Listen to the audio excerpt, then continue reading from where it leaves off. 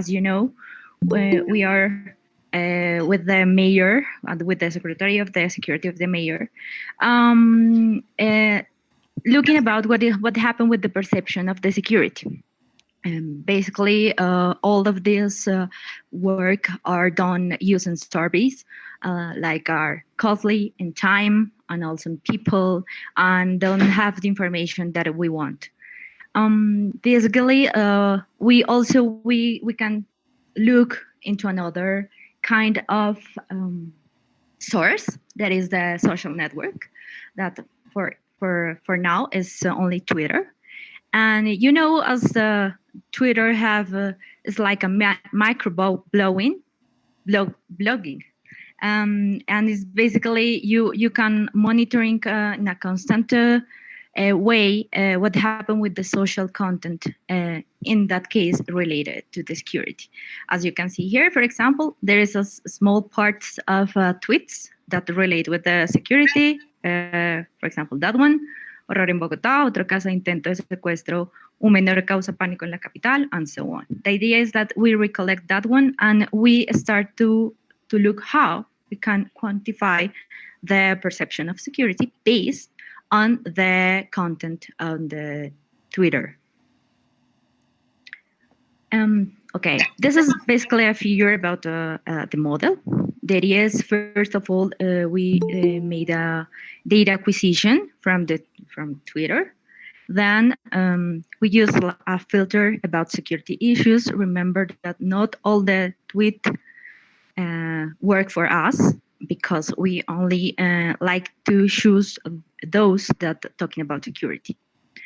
Then we made a pre-processing that is basically eliminate the hashtags, links, and so on. After that, we use two different kind of models to make the analysis, the sentiment analysis. The first one is the rule-based, that is known as a lexicon method.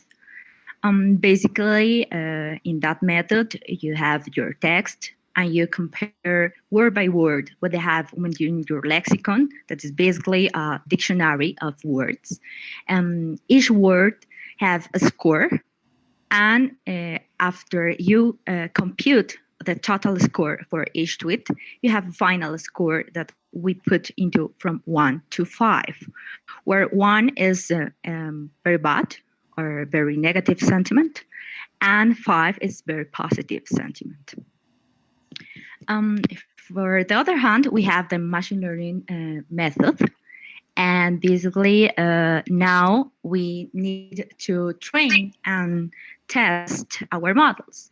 In order to do that, we need to, first of all, extract the features. And we do this with two different models that I will explain later. With these features, basically, we use this algorithm, this machine learning algorithm with the classifiers, and we train, and then we test what happened with the model, and if at the end also we have the same score, a score from the 1 to 5. After the final classification, the idea is validate our model with this with a cross-validation model, and then we like to know what is the meaning of this score. And to do that, we run a local interpretability model in order to explain why we have a 5 instead of a 1, for example. Okay. First of all, we're talking about what is this sentiment analysis. Basically, is a technique that detects what happened with the text, but or a paragraph or a sentence. Yeah, in our case, what happened with a tweet. The idea is like we can classify the text depending of the polarity of the tone. For example, you see in this picture, we have what happened. For example, this is a positive sentiment. This yellow one is neutral, that is not positive, but not also negative. And the red one is also negative sentiment. Yeah.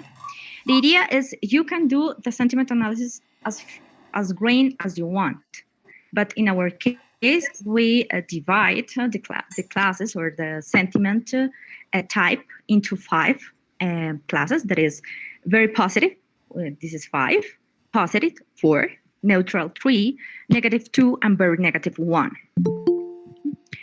As I told you previously, the main types of algorithm that we used are the rule-based. This is basically the traditional way to do this sentiment analysis, and is used with the manual craft rules. That is like a person that are an expert in lexicon, have a corpus, and give what is depending of the lemma of the word, give a score.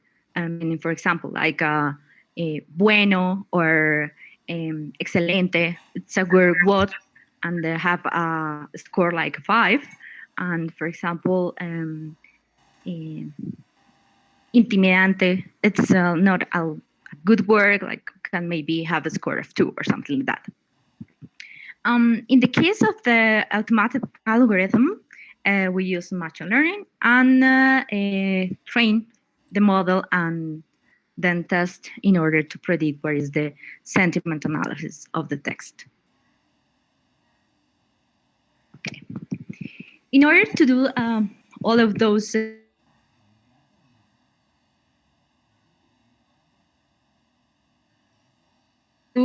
acquire the data on pre-processing.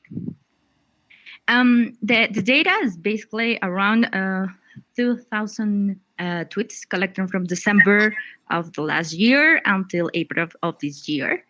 This is basically an exercise made with the analytic people at the UNAL and the Secretary of Security people.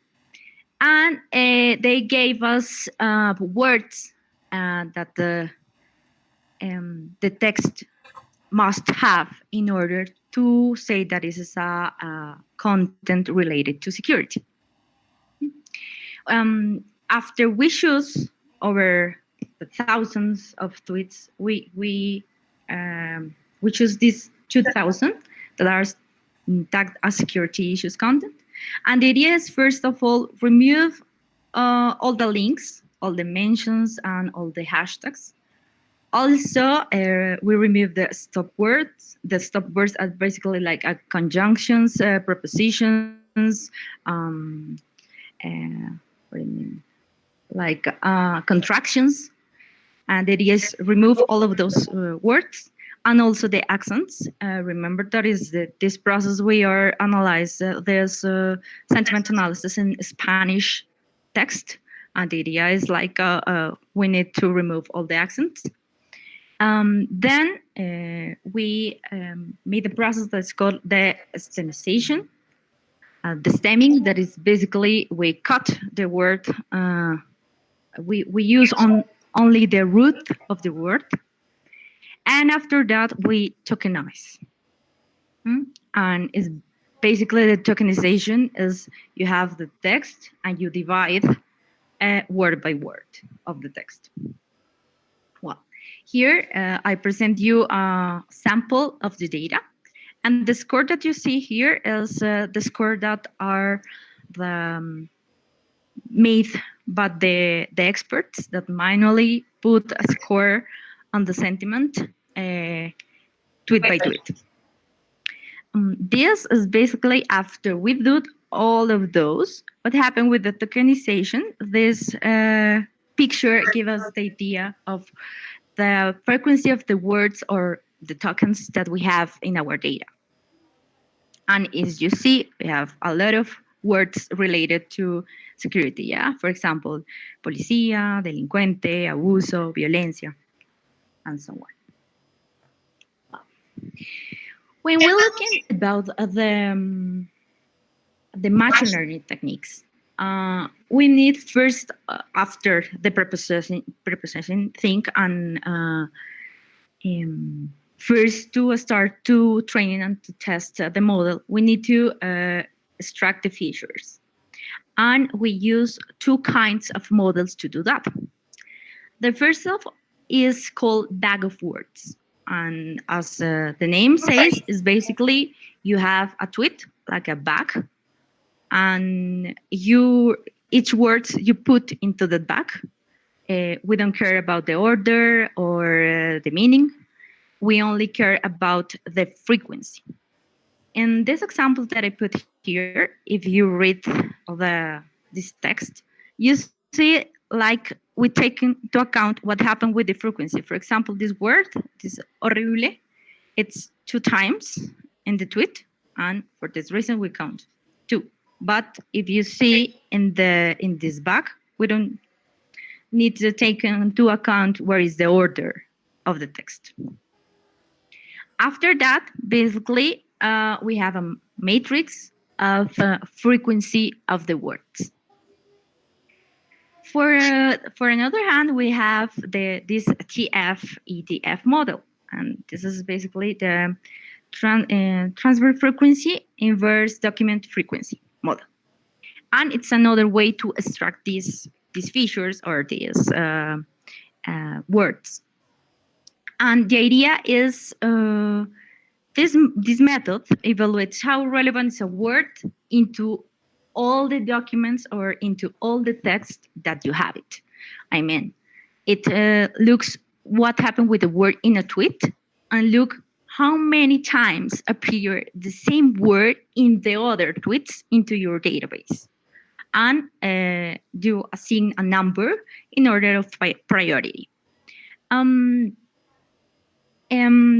this number that appears is basically a conjunction of two measures. There is this TF, and the other one is the IDF. Okay, the TF basically you see what happened with the term that you have, and look for the term into the other tweets, and you have the frequency of the term in the tweet divide over the term in the other tweets, and you have a number there. Then the other one, you have the logarithm of the number of the tweets that have the word over the total documents or the total text. And then you multiply these two numbers and obtain the final TF-IDF vector, for example. Yeah, and at the end of these two kind of feature generation or feature extraction, the idea is like you convert the word into a vector because this is so easy to train in the models. Okay.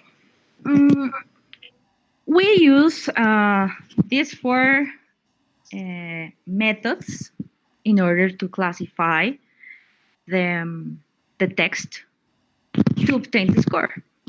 We like to compare what happened if we use the bag of words for the vectorization or the TF-IDF for the vectorization. And we choose these four because are the common for the traditional ones, and we like to see what happened if we compare with the lexicon. Yeah, and if you can see this plot, the lines, this is like a purple line, and the green one give you idea what happened with the lexicon. You see here two kinds of measures: simple and polarity. What is the difference? The simple lexicon measure basically give you the score only take into account if the word is positive or negative. For example, if a tweet have 5 words that the first is negative, you only see in your dictionary, okay, appear in the negative, yes, okay, it's negative word. The next word, you see and looking into the dictionary, for example, is positive, okay, it's positive. And you all these thing for all the words into the tweet. At the end, for example, you have 3 negative words and 2 positive words. That means that the tweet is -1, yeah, because we have more negative words than positive, and you can obtain this, the contrary if it happens. But it's only taken into account if the word is positive or negative, no more. This is the simple one. But what happened with the polarity one? It look the score of the word. Remember that I told you previously that in the lexicon we have not only that is positive or negative, but a score. That, for example, a word is a 5 in a positiveness or 1 in the negativeness. Well, the idea is like we choose now this number, the score.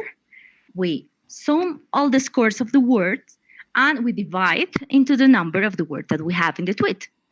And this gives this lexicon polarity. If you can see here, is greater or it's better the polarity than the simple score, and this is because we are looking into the lemma of the words. Nevertheless, we also compare with what happened when if we use this supervised learning approaches.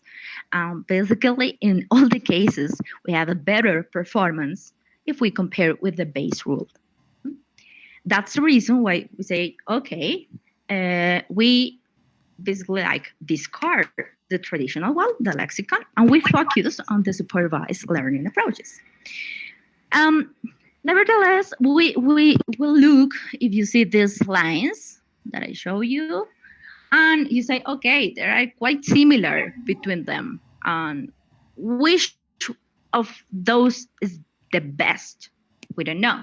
Yeah, because basically the common metrics like accuracy, precision, the fluent score, and the recall give us the idea that all of those the behavior is similar. Like basically the text will be like invariant of the supervised learning approach that you apply.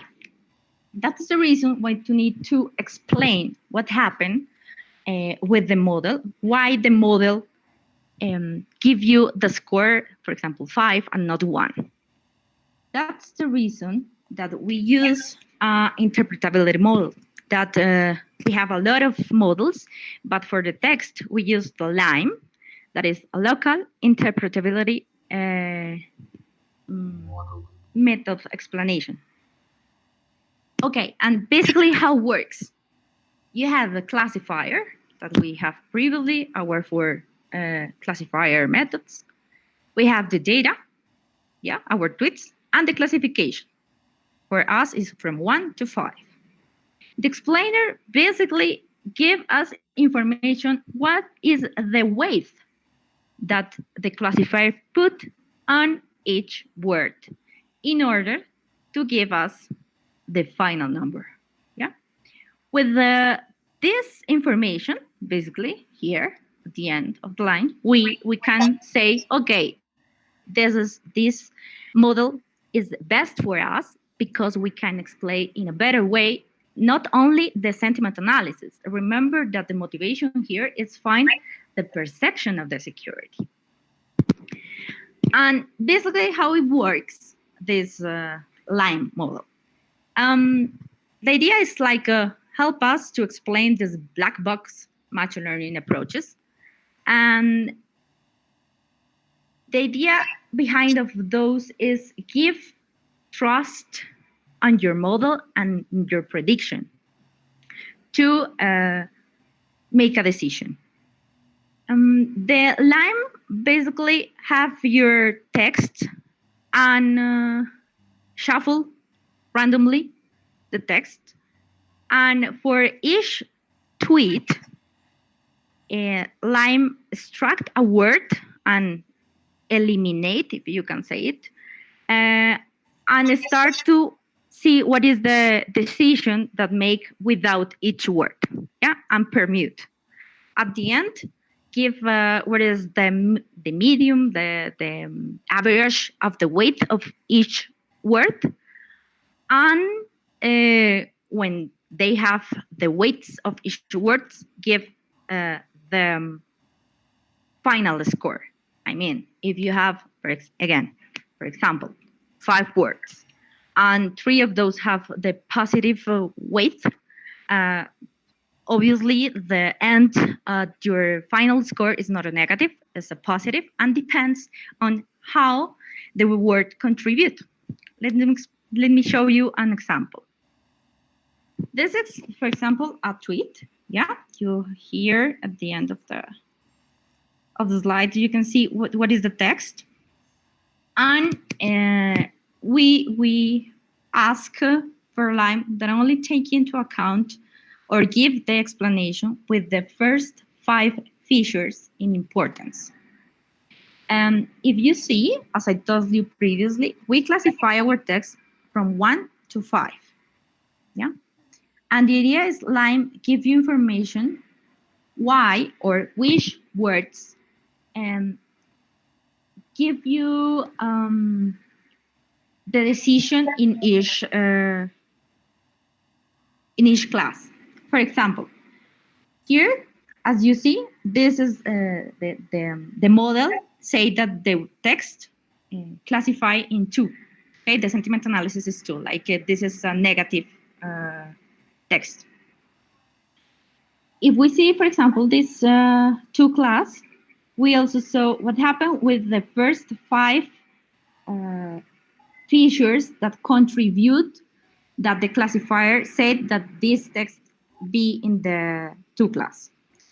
And for example, as we know, these 2 words are the LN and FARC give us the most weight to contribute to be in class 2. But for example, this the same word, LN, if we go to the class 4, this contribute but in a negative way. That means if you see, if the classifier are stand in the class 4, for example, and see the word LN, say, oh no, this is no word, this word not help me to be in class 4, yeah, and reject the class 4.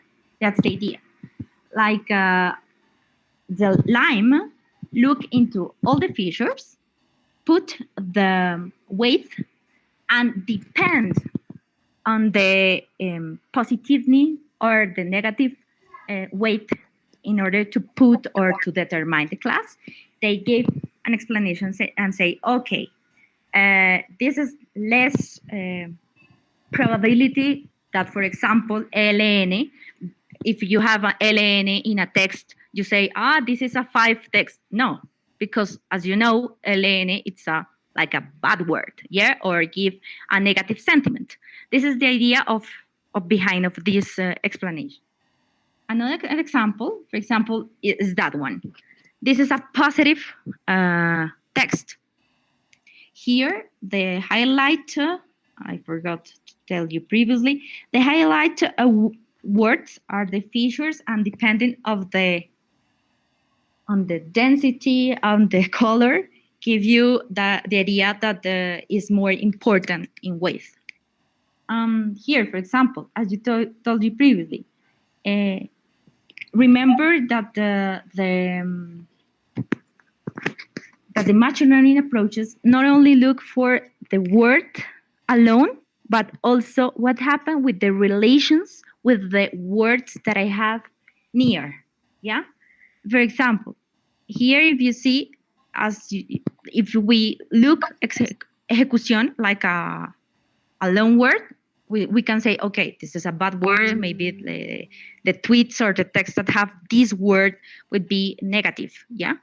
But for example, here, if we read the complete text, we saw like, okay, it's maybe like in a positive way, let's say, slow down, please, it's so exaggerated that you say. And that's the reason why the classifier choose this word and with this word put the text into a good text. The idea behind this is try to understand why the method put a score from each tweet. Yeah, and as I told you previously, Lime as the name says, is a local interpretability. That's the reason that we only can look tweet by tweet, yeah, text by text. But what happens if we like to know uh, what is the interpretability of the whole data set? The idea is run each of those into the tweet, and finally we have that one. In that plot that I show you here, we choose the multinomial naive Bayes to see what happened with the interpretability. Basically, we run text by text, I mean tweet by tweet, of the line. We extract the five features in importance without independent if with the weight is positive or negative, and we collect them for all the database. After that, we look which words contribute um, Boss. for each level of sentiment analysis. Right. Here, as you can see, we have the positive, that is the red one, are that the words that contribute to the classifier identify this text into that class. I mean, for example, if we have, I don't know, judicial, yeah?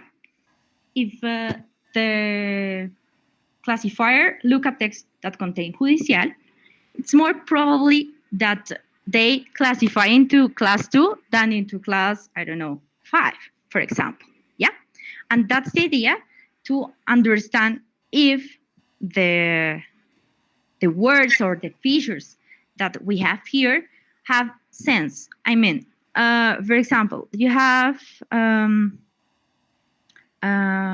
say like sensibilization. Also, we know that sensibilization is a good word, yeah? And we expect that they contribute more in a positive class than in a negative one. And the idea to do this exercise is to try to understand and to trust in our model. Why? Because if we, for example, look at sensibilization appears in a level 1, we can say, oh, maybe our model is not as good as we think, and we cannot trust in the predictions as we think, and probably the categorization or the interpretation that we think about the perception of the security be bad, yeah, be wrong. Yeah. After we do this in the global analysis using the local one, we also look what happened with the probability of the whole data set to be into a class or another class. Remember that level 1 means very bad sentiment, and the level 5 is a very good sentiment or perception of security in our case. And we can see the whole data is have a major probability to be in a negative sentiment. And if we compare that one, yeah, with the frequency of the score made by the experts, we basically saw the same behavior. And this is good. Why? Because we say like, okay, the multinomial naive Bayes classify the text as an expert do. Okay. LAM is a very useful method, a very useful interpreter to give to us tools to explain if the classifier is reasonable and good or not. Yeah. Not only give an idea for the local text that it means for tweet by tweet, but also if we usually in a good way, we can find an explanation of the whole database or give the information what happened with the whole perception of the security of the database. This is because they also give information and to give explanation about the probability to be in a class or another class. What is the next steps to do that? The idea is okay. As I showed you previously, we use let me get back. We use this for. Oh, I forgot to tell you something. You see that this Bernoulli naive Bayes is like a quite okay. It's equal and is independent. The kind of feature structure that we use. This happened the same in the precision, in the F1, and also in the recall.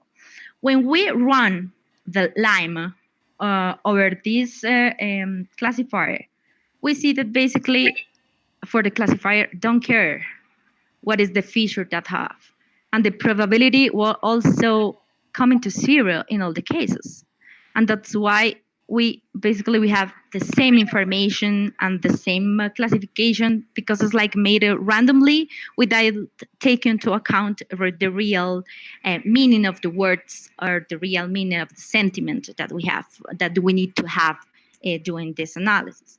That's the reason that we basically discard this classifier and we're looking in those three. We choose multinomial because we looked at what's the best performance, but the idea is looking in the other two and see which of those could give the best explanation of why uh, we put the perception of the security in a number and not in another one. Yeah, the idea is obtain a quantification based on the interpretability, obtain a quantification of the perception on security also in time. As you know, this Twitter data acquisition is made like um, you extract day by day or hour by hour the information from tweet, and you have this data timestamp. And with this, we can see what happened with the probability to have a class or another one, and to quantify the perception of the security. And we also have an information in time if the perception change or not, if changed dramatically or not. And this also depends in which model of classifier we choose, and which of these we choose depends on the interpretability and understand the interpretability of the models. Okay, thank you so much. Thank you, Luisa. Really, a really nice presentation. But I have some question. But maybe you may ask first if you want to ask something.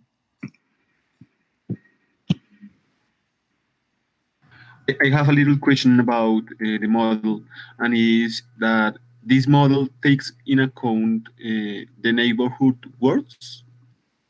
Yeah, that's the idea. When you okay, the neighborhood words are taken into account when you use the machine learning approaches. Yeah, when you use the lexicon, no, and that's the reason that you have a low score or the low accuracy when you do the sentiment analysis. But in the machine learning, yes, of course, it takes into account what happened because you have a set of training that are also scored by the experts, and they look, oh, okay, and that's why if you see in Lime, yeah, here you see which what happened with the words, for example this ayudan execution, what happened with the weight, yeah, because they take into account what happened with the words that you have in the neighborhood. Okay, thanks. Any other question? Okay, maybe I can ask something. What about using embedded? This Word2Vec and Ver2Elmo, this other kind of representation. It's possible to adapt these kind of methods to more sophisticated representations? I mean, instead of using bag of words. Yes, sure. That's the reason why we not only use the bag of words, but also using this TF-IDF model. But if we can improve, we can use, for example, these embedded words in order to vectorize our our data, no? And also we can improve more if we change this um, traditional machine learning classifier into a, for example, uh, I don't know, boost decision tree or a neural network or so on. Yeah, as we improve the model of classification, we will have a better score or a better quantification of the perception of the security. Okay, great. I understand. What? Why do you think this is important for decision makers? I mean, why they need to care about the words that are inside these tweets? What do you think is the risk they may have if they don't use these kind of approaches? Well, as if you are a decision taker, you need to be sure that you trust in your model and you trust in the predictions. For some kind of um, experiments, these are so important. For example, suppose that this is to save lives, and we are looking about uh, terrorism attacks. Yeah, and we need to control this kind of possible events depending on the tweets. You need to be sure that you can trust in your model and the possible threat will be I mean that we have with a higher probability to occur because you need to give efforts to stop the possible event. Yeah, Yes. and the reason that you known or that you trust in your method is because you understand well how the method is done. Yeah. Also, at the end of the day, you have a number. Yeah, you have, okay, the perception of this security is 5 or maybe it's 3, but if you don't understand what is behind them, how you trust in your model? You can trust in your model. You need to be sure that you understand and that the model basically give you an idea or give you a quantification like many experts can give you manually. Yeah, the idea behind this is not only give an automated method, but that only give to the decision taker a method in which he or she can trust. Okay, I get it. I get it. And then how you can think we can deliver this idea for these guys?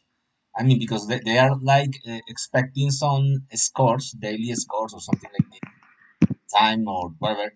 But how do you think it will be the interface for them?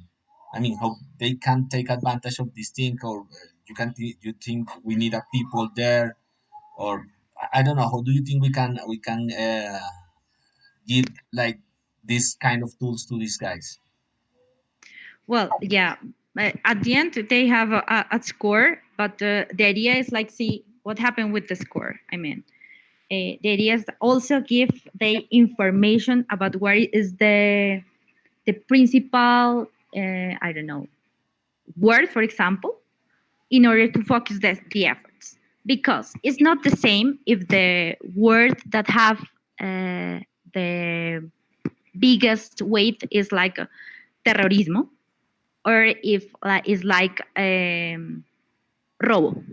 Yeah, Yes.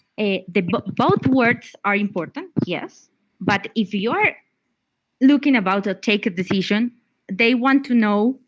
I think no. I think they want to know that this is because it's an event of robo or this is a huge event of terrorismo. Yeah, and Yes. also we need to say, okay, this is the perception of the security, but this is the percentage because of this event. Yeah, I get it. I get it. I get it. I think this is a nice idea. This is quite important because most of the time people or most people think that those are blind methods. You don't need to care about the results of these things, but this is not true.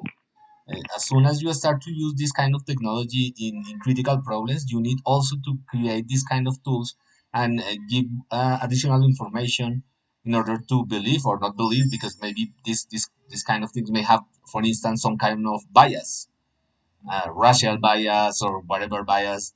Um, and this can really affect the use of this kind of technology. I think it's a nice direction.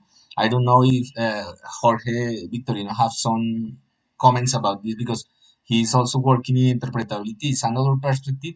I don't know if this kind of things can be used there, Jorge. I don't know. What do you think? What is the question, Pacho? If you have some comments about this kind of interpretability model, and if you think this kind of things can be used in our in the problem of leaf classification and these kind of things we are doing with you. For the representation of information, Yeah, is I mean, here you have like a score together with some sort of explanation about what are the most important terms that are um, uh, contributing to this score. As Lisa, can you go to the line results, the blue one? These kind That of one? things. Yeah, for instance, that's tough. That's very nice because she's telling, like, if I understood well, in level five, these blue words are responsible to have the five is good or bad perception. It's good perception. The five is good. Is really good. Okay, then those are like the explanations you should consider for that kind of if you have a tweet labeled with the number five. I understood well, or yeah, Lisa, or this is the idea, no? Yeah, this is the idea. The idea is like it depends of the level, or the level is the final score that you have in your tweet. You see what happened with the words and which one contributed that your model choose the level five instead of level one, for example. Okay, great. I get it. But because Jorge was proposing like some common space to explain the results of different classes. Think that these levels are different classes of tweets, and then he was proposing like a common space to explain why level one may be different to level five. But here it's like a little bit different. You focus on each class and you try to find explanations. I think you should start to talk because I think this approach may be at least in the spirit can be useful for you, Jorge. Okay. okay, in my approach, I using the distance between the objects in the representation space. I try to find the homological persistence in the connection and the radius to connect these objects in the representation space. Yeah, but the I point is when you try to create the explanation, maybe you can pass the paper to Lisa later. But when you create the explanation, you are creating like a common space uh, to put all these categories inside. But here you have like each category have their own kind of explanation.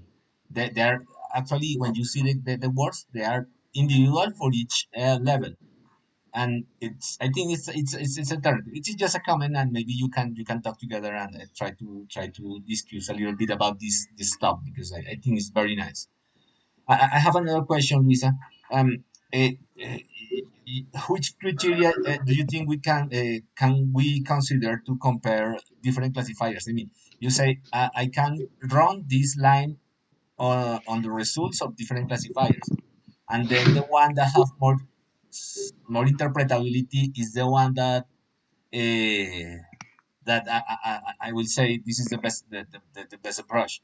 But how do you think we can compare these things quantitatively, or you always need the expert to interpret these words? You, you, Well, you need the experts at the beginning, yeah? You have this gold standard in order to compare, and the expert give you the idea what is the sentiment score, yeah? But then you have also the weight.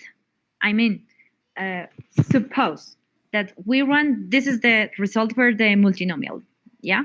But we have a similar response for I don't know, logistic regression. Yeah. yeah. But we saw that, for example, the logistic regression give information and give more weight to level three. Yeah. You Okay. see, okay, you compare, but as you know how is the behavior that would be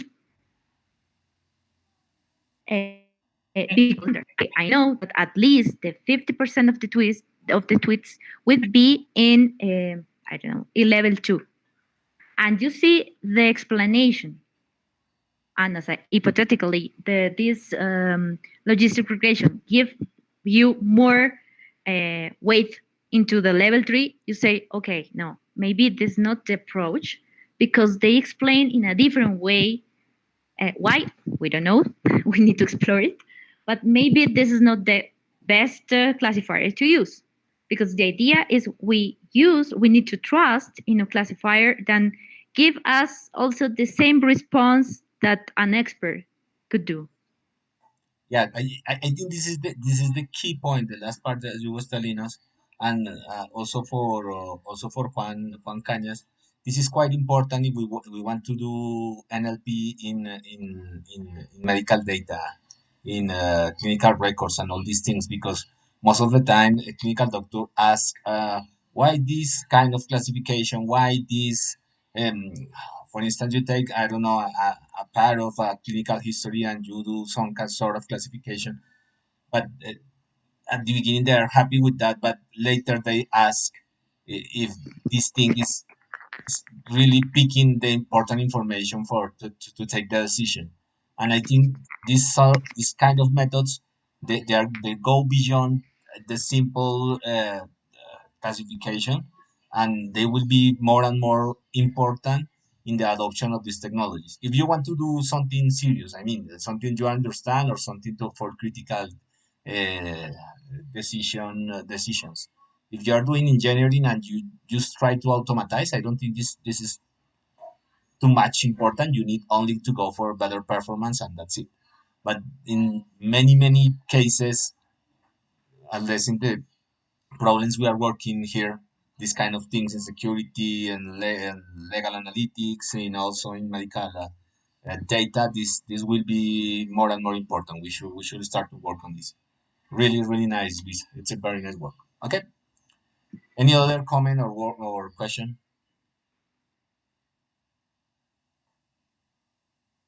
I have another one, but it's more professional. I'm also a physicist, and I want to ask to Luisa, why do you work in this if you have a PhD in physics and nuclear physics? Why? I only heard you the two last words. Can you repeat it, please? Excuse me. My question is more professional question and of curiosity. I'm a physics also, and I want to ask you why are you working in machine learning if you have a PhD in nuclear physics? Why you arrive to this project?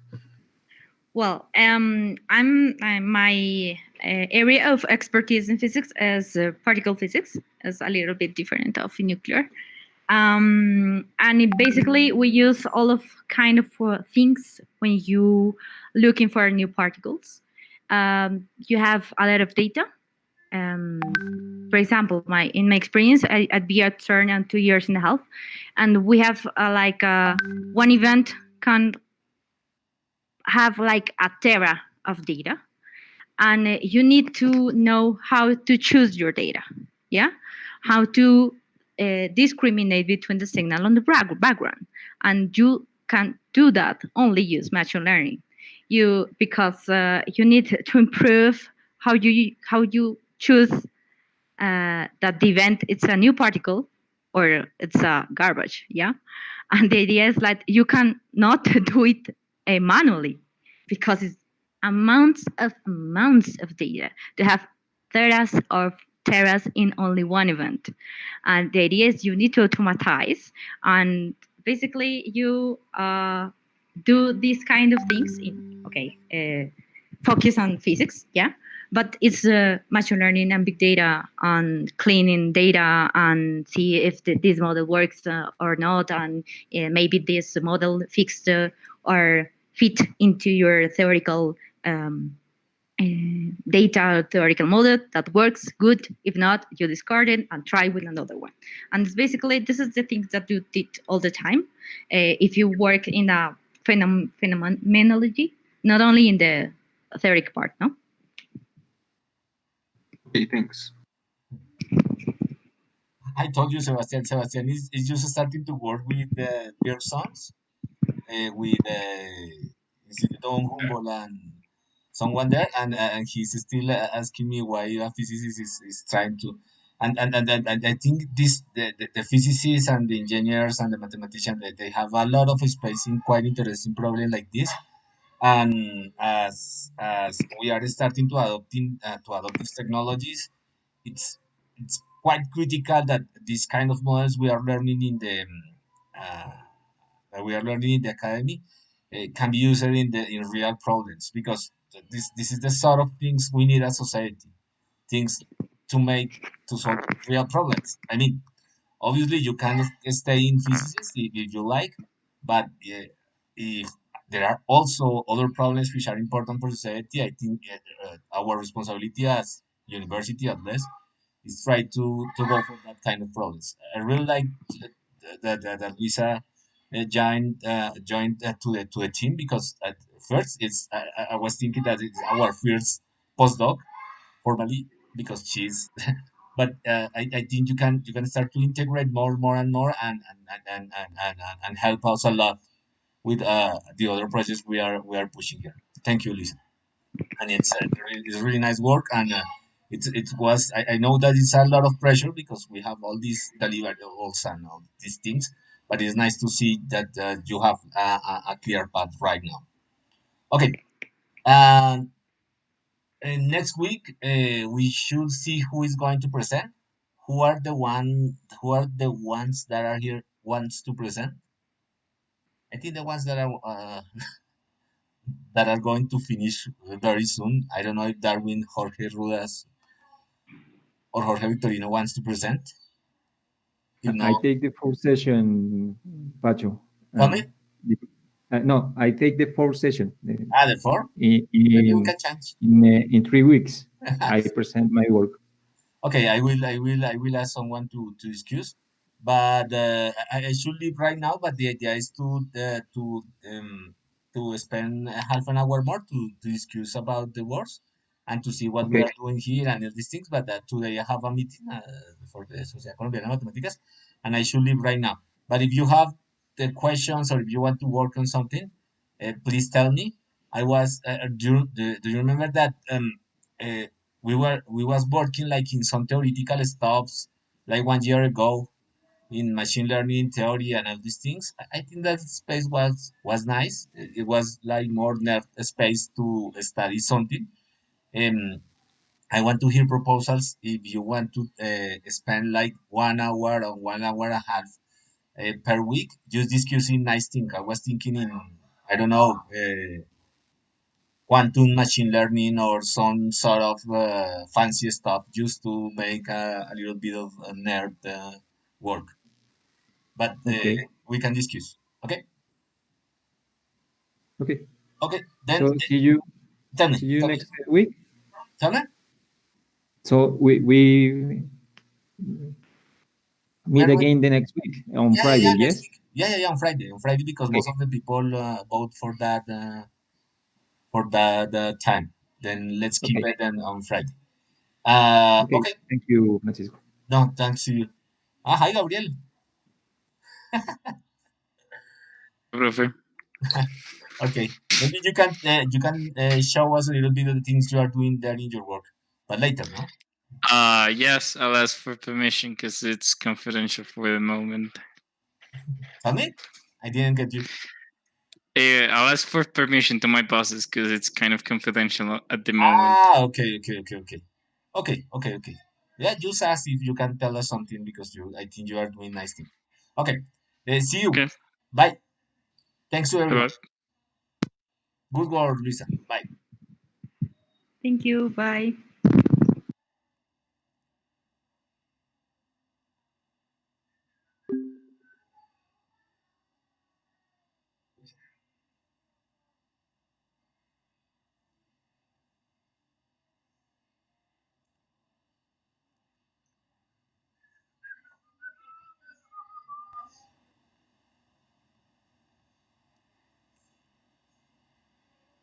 Calendar.